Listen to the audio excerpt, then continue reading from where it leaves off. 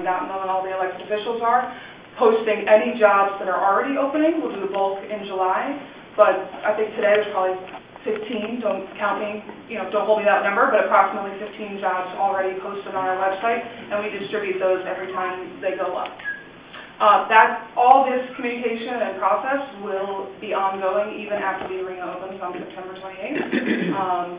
And then really exciting for us, and this is what we announced with the mayor last week, we're partnering with SBS, which is the Division of Small Business Services.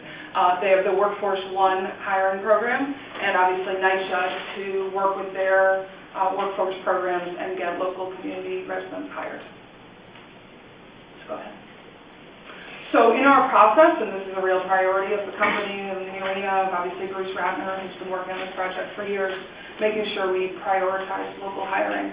And so quite specifically, that's going to be residents of community boards 2, 3, 6, and 8, the graduates of BUILD, which is an organization we've been working with closely since signing of the Community Benefits Agreement, which was, what, 6 years ago? 2005, thank you.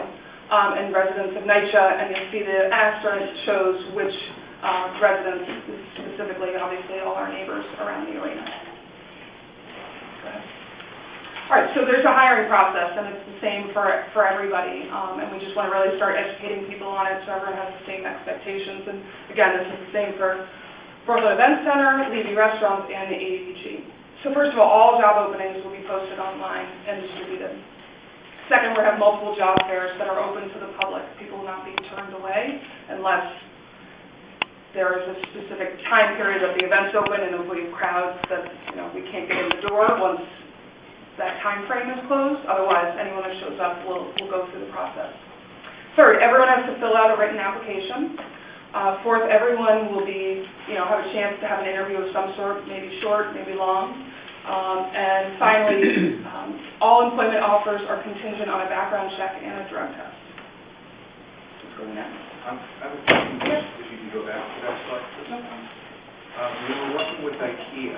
What they did well in advance of when they had jobs was they did steps 2 and 3 before step 1, under the theory that if you got local folks interested in the jobs, involved in the jobs, there might be help with some of the applications, questions to be answered, things like that, that all that would be up and running well in advance of when job openings were posted. Now, obviously, you do the job openings on a rolling basis, but when are the job fairs going to happen, and can that be moved up a little bit so that folks can get a head start on it? That was one of the ways that we thought. Yeah, no, IKEA is a great model, and I've spoken to folks that were involved in that because, I think they were very successful, particularly in the NYCHA residents that's reaching out, so it's a great model to us and one we know well.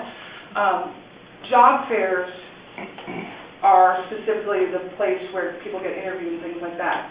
All the workforce preparation, that's why we partnered with SBS and NYCHA to do workforce preparation to make sure people come job ready. Again, people won't be turned away, but we think the best candidates are the ones that will be sort of job ready. So that's exactly what Workforce One and NYCHA will be doing. And that's before step 1? Right. So step 1 already is happening today. Right. But I mean the bulk of what? But for the big bulk, yeah. Exactly. We have shared job descriptions with SBS and NYCHA for them to start job readiness and to make sure we get what's called a job-ready candidate, people who have been prepared for the moment that we actually start hiring, which will be July. Great. Thank you for the question. How is NYCHA putting out this information to the public? Because no one in the community so far, as I know, have had any knowledge of where to go, how to get the application, and how to get help as they did with the IKEA project. They knew specifically where to go, when to go, how to go to get help to complete an application, and they did test runs on applications before they had the actual interview.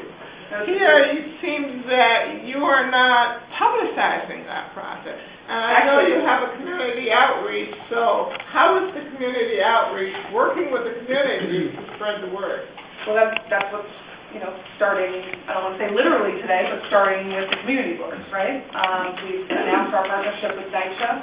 We're going to start all the job readiness that I just spoke about and start advertising the process leading up to job fairs.